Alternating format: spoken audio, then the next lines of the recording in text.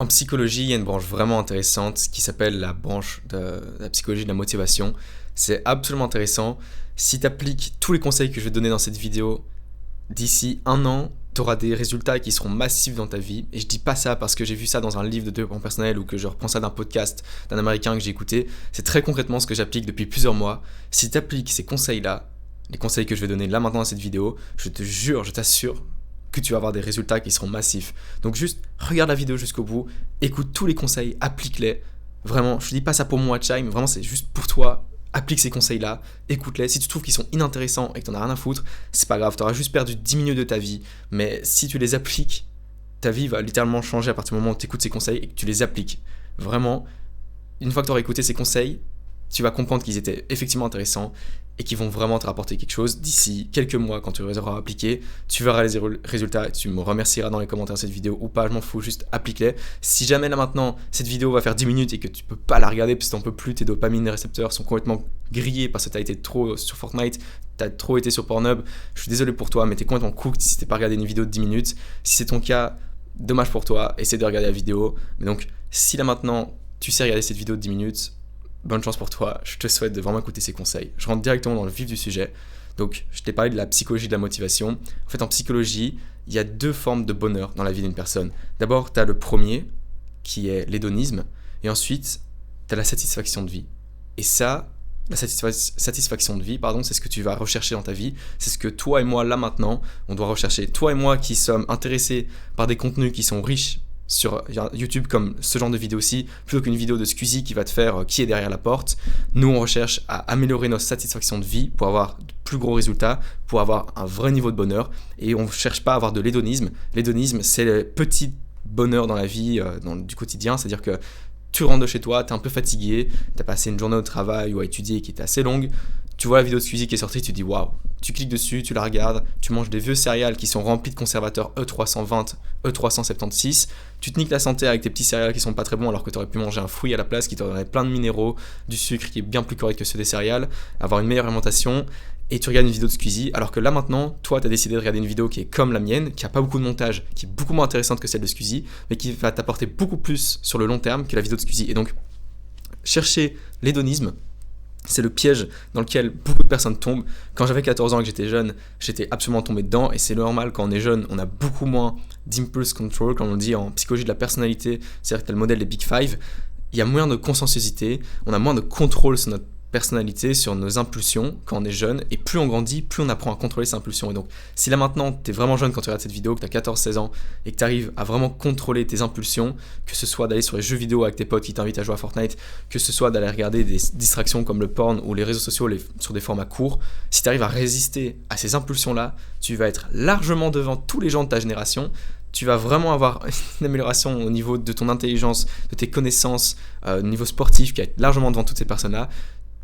Dans la vie, si tu es meilleur que les autres, tu atteindras des sommets qui sont bien plus hauts que les autres personnes, au niveau de ta carrière, au niveau relationnel, au niveau familial. Bref, donc si là maintenant tu résistes à ton contrôle, même si tu as 23 ans et que tu n'arrives toujours pas à résister à tes impulsions, à ton impulsivité dans ton comportement, ben, tu risques de te retrouver dans l'hédonisme dont je parle, qui lui est nocif. C'est-à-dire que maintenant, à partir de maintenant, en vivant ta vie, cherche à améliorer ta satisfaction de vie plutôt que ton hédonisme. Cherche à améliorer ta satisfaction de vie qui va t'apporter beaucoup moins de plaisir au quotidien, mais qui va t'apporter des résultats sur le long terme. Et c'est une idée dont déjà pas mal de personnes ont parlé. Je sais que je suis pas le premier à dire tout ce que je dis là. Le truc, c'est que là, quand je dis comme ça, c'est que je te prends littéralement les articles scientifiques que j'ai en tête, le livre de la psychologie de la personnalité que j'ai en tête, plus les chapitres de psychologie générale qui viennent de mes cours. J'ai les termes, et ce que je te dis là maintenant, c'est basé vraiment sur des vraies études.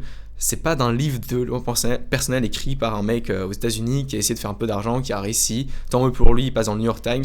Non, là, c'est vraiment les savoirs scientifiques où on a mesuré que les personnes qui étaient plus hautes en satisfaction de vie allaient simplement être plus heureuses, avoir une vie qui était plus adaptée à leur envie personnelle. Et donc, aie vraiment en tête cette clé-là, c'était la première clé que je te donne. Maintenant, la deuxième clé qui est vraiment importante, et tu vois, cette vidéo va pas être hyper longue, je te donne tout ce que j'ai directement là, comme ça, dans le vif du sujet. Les gens qui feraient payer des formations ou quoi, c'est pas dans mon intérêt. Là maintenant, je veux juste te partager ce savoir-là parce que ça me permet d'avoir vraiment des gros résultats. Je te dirai après la vidéo quels ont été mes résultats avec ces outils que j'ai utiliser avec cette première clé, la deuxième clé que je te donne. Comme ça, si vraiment tu t'en fous de ma vie, c'est pas grave, tu n'es pas obligé de rentrer dedans et de faire tout le storytelling avant d'avoir d'avoir la success story, avant d'avoir toutes les informations qui sont importantes. Donc, deuxième clé, c'est que il y a la théorie de l'évitement en psychologie. On appelle ça comme ça, c'est-à-dire que dans la théorie de l'évitement, il y a des gens qui vont ne pas chercher à se confronter à des choses qui peuvent leur amener du stress, c'est-à-dire qu'il y a des événements dans leur vie qui vont être stressants, par exemple un examen, par exemple un entretien d'embauche, et parce que c'est trop stressant pour eux, parce que par exemple négocier le salaire pour avoir un salaire de par exemple 80 000 euros par an, c'est trop stressant comparé à juste demander le 60 000 euros par an qui est plus adapté à ton diplôme, à ton expérience. Ces personnes-là qui vont éviter l'échec, c'est-à-dire qu'ils vont pas vouloir se heurter à un mur, ces personnes-là dans la vie, elles vont beaucoup moins réussir, elles vont être beaucoup moins heureuses et ça leur apportera beaucoup moins de résultats. Alors que les personnes qui s'en foutent de rater, qui en ont vraiment juste pas peur, qui n'ont pas peur de l'échec et qui se disent même pas le mindset du toute erreur est un apprentissage. Parfois c'est faux, parfois tu fais des erreurs qui vont te coûter du temps et donc il vaut mieux supprimer toutes les erreurs et pas se dire oui mais c'est pas grave, j'ai fait une erreur mais au moins j'ai appris. Non, j'ai eu ce mindset là à un moment, ça m'a fait faire pas mal d'erreurs qui servaient à rien du tout, j'aurais juste dû aller directement sur des réussites et du succès plutôt que d'accumuler quelques erreurs pour faire des apprentissages. Accumule les bonnes expériences pour faire des apprentissages qui n'ont pas besoin d'être des erreurs. Donc ces personnes qui n'ont pas peur de l'échec, qui n'ont pas cet attrait à l'évitement du stress, ces personnes qui veulent juste atteindre des petites réussites et qui sont obsédées par la réussite, donc soit obsédées par la réussite, ces personnes-là dans la vie, elles vont aller beaucoup plus loin, elles vont, quand elles auront un examen, elles vont pas avoir peur de rater l'examen, elles vont juste vouloir réussir l'examen. Et donc, quand elles arrivent à l'examen, elles sont beaucoup moins stressées, quand elles arrivent à leur négociation pour leur salaire, elles sont beaucoup moins stressées, donc quand elles sont devant ces situations-là qui sont stressantes, normalement pour une personne qui a peur de l'échec, elles vont beaucoup mieux gérer la situation parce qu'elles auront moins de stress, moins de cortisol, elles sont plus à l'aise avec elles-mêmes, elles seront plus au clair sur leurs pensées, et donc quand elles devront négocier le salaire, quand elles devront répondre aux questions d'examen et réfléchir, toute leur cognition sera dans un bien meilleur état et elles vont avoir leurs résultats parce qu'elles ont été obsédées par le fait de réussir et elles se sont par exemple visualisées sur la réussite. La visualisation c'est quelque chose que je recommande, franchement c'est plutôt positif. Tu visualises le fait que tu réussisses et tu as vraiment un besoin de réussir, tu brûles de désir de réussir, pas parce que tu as peur de rater, pas parce que tu as peur d'avoir une vie misérable, mais juste parce que tu as besoin de réussir. Et donc, avec ces deux clés-là, si tu les appliques, tu vas vraiment aller loin dans ta vie. Je te donne maintenant concrètement les exemples qui m'ont permis de faire cette vidéo-là et qui prouvent que ce que je dis dans cette vidéo-ci a une réelle valeur et que ça montre des résultats qui sont très concrets dans ma vie. C'est-à-dire que ce mindset-là, d'être obsédé par la réussite, il s'est progressivement mis en place dans ma vie, mais au début j'étais surtout dans le mindset, tu fais des erreurs, c'est pas grave, après tu apprendras. J'avais pas mal d'idées comme ça que j'avais reçues à gauche à droite parce que j'étais intéressé par les personnes qui disaient des choses intéressantes, je commençais à sortir de ma période hédoniste et je voulais plutôt atteindre la satisfaction de vie, et donc le moment où j'ai vraiment eu ce mindset-ci, c'est quand j'ai relancé ma chaîne YouTube, à peu près en juin 2024, l'année dernière. Et donc, avant ça, j'avais arrêté ma chaîne YouTube pendant 1 an parce que j'avais fait trop de vidéos, j'avais un peu burn-out. Et puis, j'avais un peu peur de me dire, oui, mais si ça réussit pas vraiment, qu'est-ce que je fais? Justement, j'étais dans cette mindset de peur de l'évitement. J'avais peur de rater les choses et je préférais ne pas faire les choses pour que justement me dire, pour avoir la possibilité de me dire justement que si je les ratais, c'était pas si grave. Parce qu'en fait, j'avais pas vraiment essayé et donc ça prouvait pas que j'étais pas vraiment capable. Là maintenant je m'en fous de savoir si je suis capable ou pas, je fais les choses et j'ai juste envie de les réussir. Et si je les rate, tant pis, je réessaye et je réussirai bien un jour. Et donc depuis l'année dernière, j'ai repris ma chaîne YouTube, je l'ai repris à peu près 300 abonnés, là maintenant elle a 1700 abonnés, donc j'ai pris 1400 abonnés en 1 an. J'ai fait des vidéos absolument chaque semaine, il n'y a pas une semaine où j'ai raté, parce que chaque semaine j'étais obsédé par le fait de me dire que je peux aller dormir en me disant que je suis en train de réussir cette chaîne YouTube où je poste une vidéo par semaine. Je sais que j'ai des commentaires de personnes qui sont vraiment intéressées, et des personnes qui m'ont envoyé des petits témoignages qui disaient que mes vidéos les aidaient vraiment. Je sais que j'apporte de la valeur, je sais que ce que je fais est utile et chaque semaine je suis obsédé par le fait de faire cette vidéo et je ne peux pas la rater. Là maintenant je suis en train de faire plein de vidéos parce qu'il y a une période où je vais être absent entre les études, quand je vais étudier mes examens, quand je vais passer mes examens et probablement l'armée que je vais faire en été ou pas, on verra dans mon programme comment ça se passer, mais je sais que je vais prendre vraiment de l'avance. Je fais toutes ces vidéos là, ça me prend pas l'énergie. Là maintenant ce matin, je suis obsédé par réussite, donc je fais ces vidéos là maintenant. Après, je vais devoir étudier statistiques, je vais devoir faire des exercices pour statistiques, pour étudier mon examen, sinon je vais juste le rater parce que le cours est quand même assez complexe. J'ai aussi à étudier un cours, je vais lire des livres de pages, je regarde par là parce que mes livres sont juste là. Quand je vais éteindre cette caméra, je vais aller travailler sur ces cours là. Cet après-midi, je vais devoir aller courir 10 km, je vais aller m'entraîner pour faire un entraînement à la salle pour faire mes pecs. Ensuite, j'irai fêter l'anniversaire d'un ami. Demain, je cours un semi-marathon. d'ici quelques semaines, dans 2 semaines, c'est-à-dire précisément dans 2 week-ends, je vais courir 80 km en 24 heures par une course relais. À la fin, je cours 30 km d'affilée après avoir passé une nuit blanche à courir dans la boue, dans la nuit. J'espère qu'il ne va pas pleuvoir. 2 semaines après, je fais un marathon. En février, j'ai déjà couru un marathon. Là, pour donner une idée, je tourne cette vidéo au 22 mars 2025. Le 23 février, j'ai couru un marathon. J'ai couru 5 semi-marathons sur l'espace d'à peu près un mois et demi. Donc, je ne fais que courir parce que je suis obsédé par le fait de me dire que je suis en train de courir un semi-marathon chaque week-end.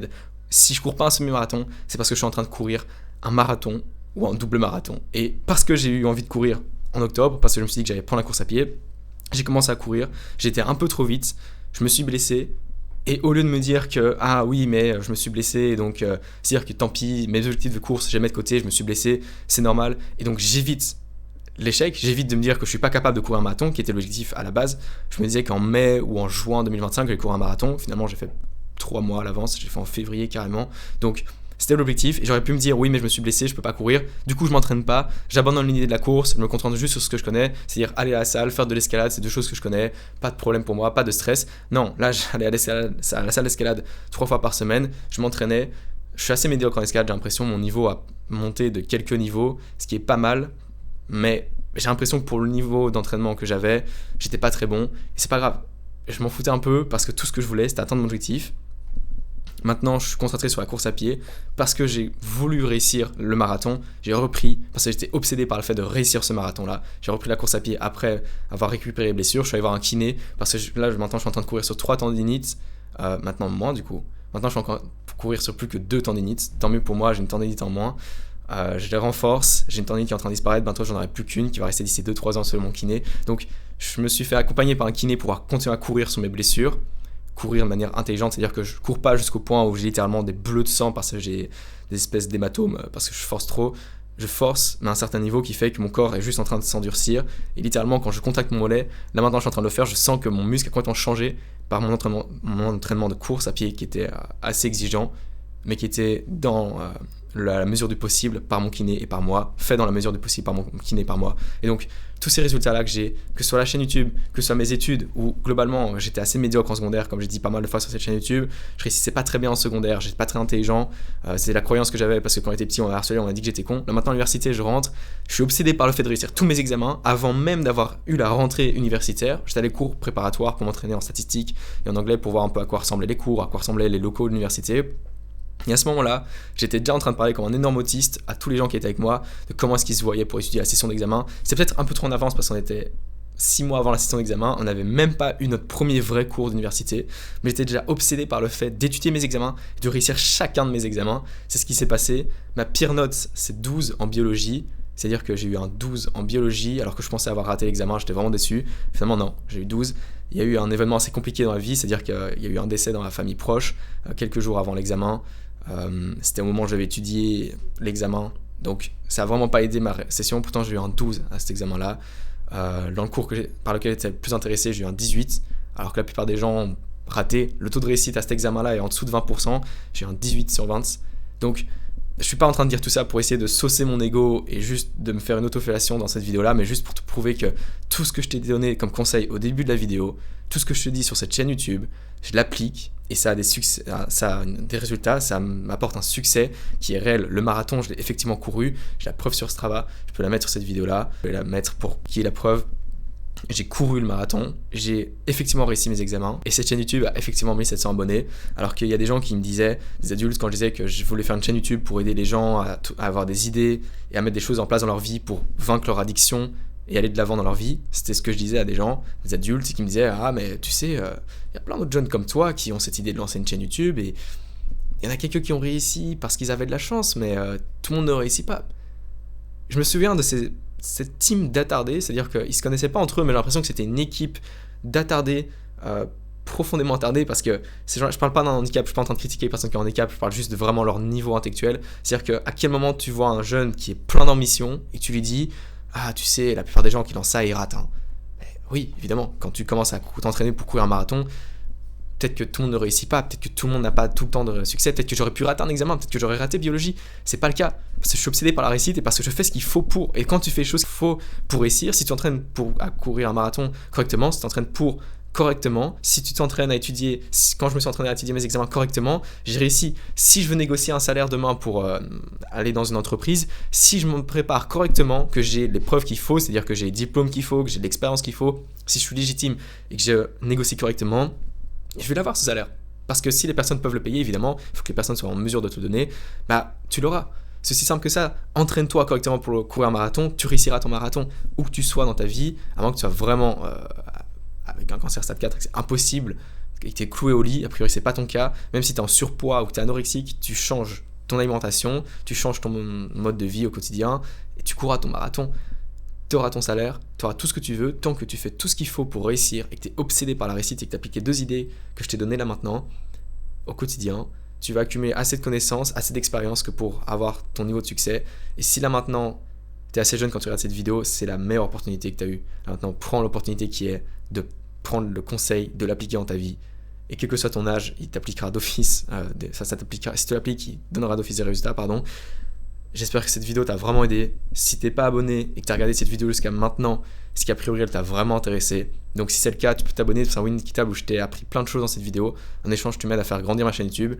Ça me semble complètement juste. Sur ce, applique les conseils que j'ai donnés là.